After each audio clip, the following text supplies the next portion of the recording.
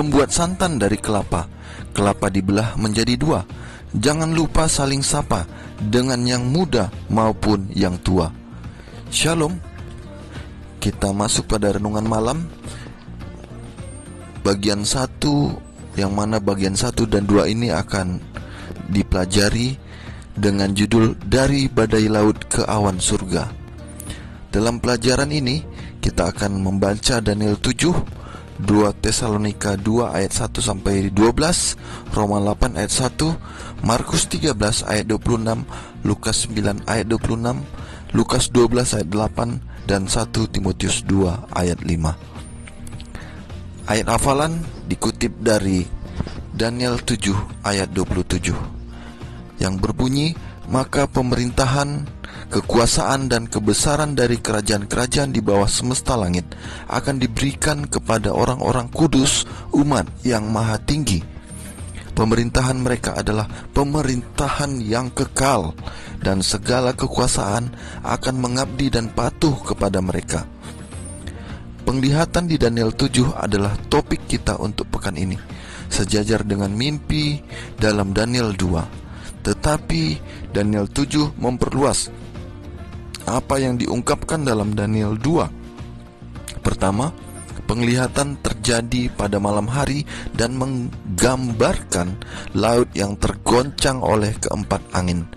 Kegelapan dan air membangkitkan penciptaan, tetapi di sini penciptaan entah bagaimana terdistorsi atau diserang.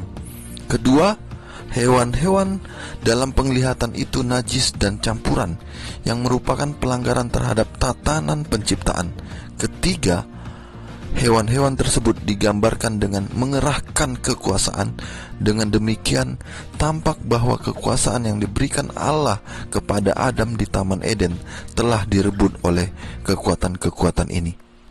Keempat, dengan kedatangan anak manusia, kekuasaan Allah dikembalikan kepada mereka yang menjadi miliknya.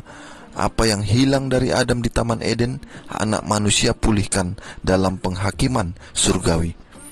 Deskripsi di atas memberikan pemandangan dari gambaran Alkitabiah yang berjalan di latar belakang dari penglihatan yang sangat simbolis ini. Untungnya, beberapa perincian penting dari penglihatan dijelaskan oleh malaikat, sehingga kita dapat memahami bentuk utama nubuatan yang menakjubkan ini. 4 hewan. Baca Daniel 7. Apakah inti dari yang diperlihatkan kepada Daniel, dan penglihatan itu berisi tentang apa? Setiap hewan yang diperlihatkan kepada Daniel berhubungan dengan bagian dari patung yang diperlihatkan kepada Nebukadnezar. Tetapi sekarang lebih banyak rincian diberikan tentang masing-masing kerajaan. Betapa menariknya bahwa makhluk-makhluk itu yang melambangkan negara-negara kafir semuanya adalah hewan najis. Juga kecuali hewan keempat, Daniel menggambarkan hewan-hewan itu menyerupai beberapa makhluk yang dikenal.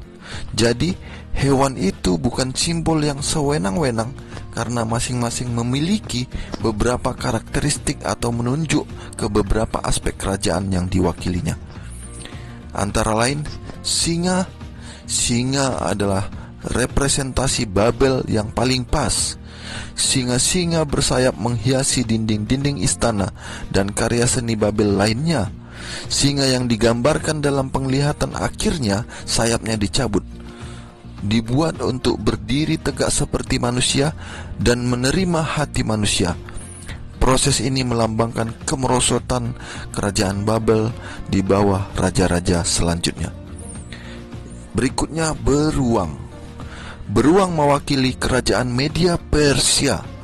Fakta bahwa satu sisi lebih tinggi dari sisi lainnya menunjukkan superioritas Persia atas Media. 3 tulang rusuk di antara giginya berdiri untuk 3 penaklukan utama kekaisaran Media Persia, yaitu Lydia, Babel, dan Mesir. Berikutnya, macan tutul. Macan tutul mewakili kerajaan Yunani yang didirikan oleh Alexander Agung. Keempat sayap membuat hewan ini bahkan lebih cepat, representasi yang tepat dari Alexander yang dalam beberapa tahun membawa seluruh dunia yang dikenal di bawah kekuasaannya. Hewan yang menakutkan dan mendahsyatkan jika entitas sebelumnya hanya menyerupai hewan yang disebutkan.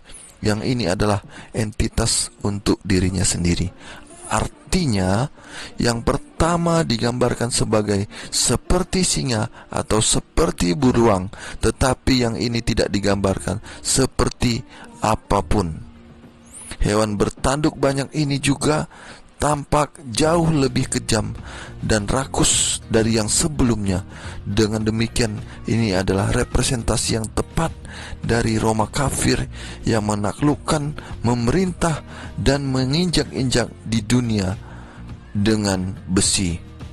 Itu adalah hewan yang keempat. Ribuan tahun sejarah manusia telah datang dan pergi seperti yang dinubuatkan. Berapa banyakkah kenyamanan yang bisa Anda dapatkan dari mengetahui bahwa di atas semua keributan, keresahan, dan kadang-kadang kekacauan, Tuhan memegang kendali? Apakah yang diajarkan hal ini kepada kita tentang kepercayaan terhadap Alkitab? Tanduk kecil. Baca Daniel 7 ayat 7 dan 8, 19-25. Siapakah kekuatan tanduk kecil yang muncul dan tetap menjadi bagian dari binatang keempat? Kemarin kita mengetahui bahwa hewan buas dengan 10 tanduk memerintah dunia dengan kekejaman yang paling tinggi mewakili Roma kafir. Sekarang kita harus mempertimbangkan tanduk kecil dan kekuatan yang diwakilinya. Seperti yang digambarkan dalam penglihatan, hewan keempat memiliki 10 tanduk. Yang 3 tanduk dicabut untuk memberi jalan bagi tanduk kecil. Tanduk ini memiliki mata manusia dan berbicara dengan mulut yang sombong. Daniel 7 ayat 8. Jelas bahwa tanduk kecil muncul dari entitas yang diwakili oleh hewan yang mengerikan, yaitu Roma kafir. Di satu sisi, tanduk bertumbuh dan melanjutkan tujuan dari Roma kafir. Itu hanyalah tahap selanjutnya dari kekuasaan yang sama. Daniel melihat tanduk lain ini berperang melawan orang-orang kudus. Malaikat menjelaskan kepadanya bahwa tanduk ini adalah raja yang akan melakukan 3 tindakan melawan hukum. Yang pertama, mengucapkan kata-kata sombong terhadap yang maha tinggi. Yang kedua, menganiaya orang-orang kudus yang maha tinggi.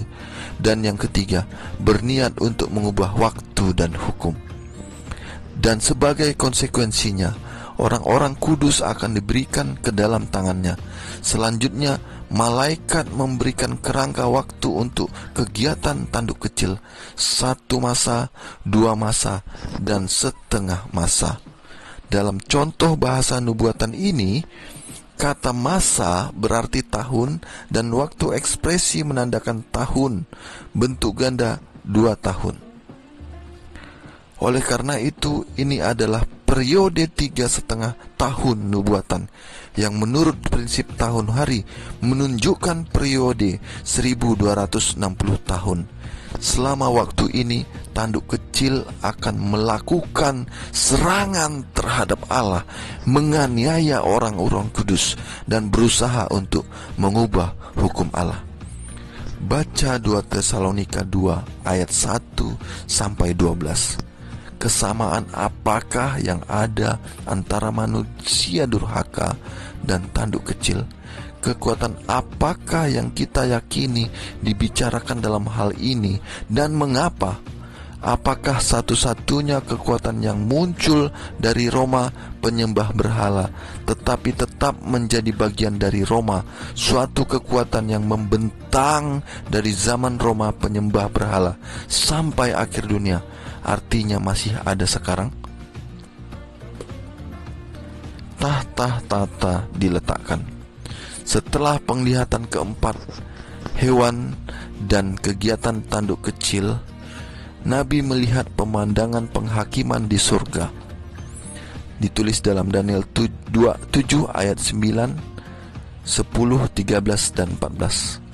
Saat persidangan dimulai, tahta diletakkan dan yang lanjut usianya mengambil tempat duduknya seperti yang diperlihatkan adegan surgawi. 1000 kali beribu-ribu melayani dia, dan selaksa kali berlaksa-laksa berdiri di hadapannya. Lalu duduklah majelis pengadilan dan dibukalah kitab-kitab.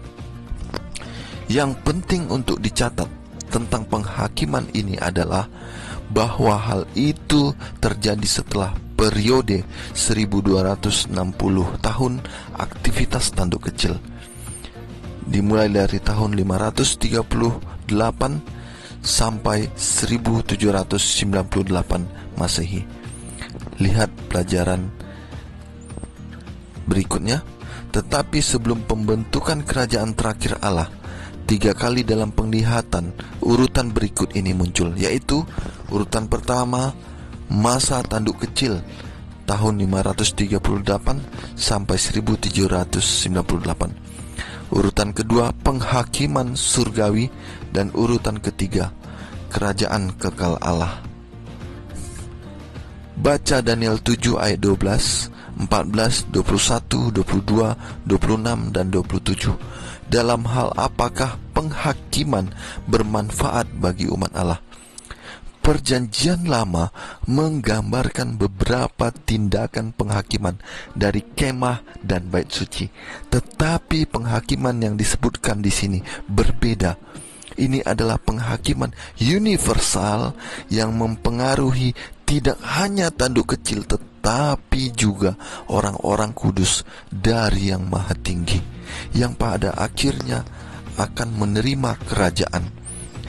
Daniel 7 tidak menggambarkan penghakiman atau memberikan perincian tentang permulaan dan penutupannya, tetapi itu menyiratkan bahwa penghakiman dilakukan setelah serangan tanduk kecil itu terhadap Allah dan umatnya.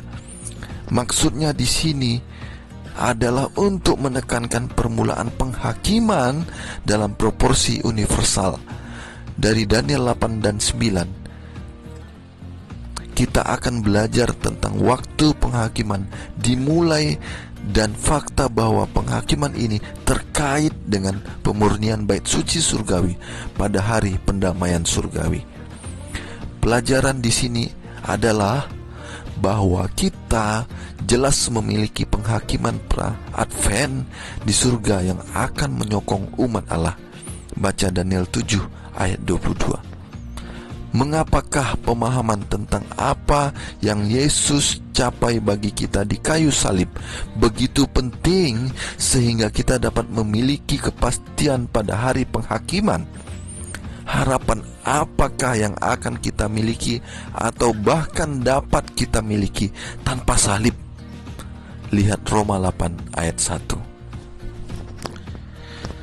Ke pasar memberi salak untuk kemudian dibagi-bagi. Janganlah kamu menjadi tamak, agar diri tidak merugi. Demikian renungan malam kita saat ini. Kiranya kita dibawa semakin dekat kepada Tuhan. Shalom. Horas.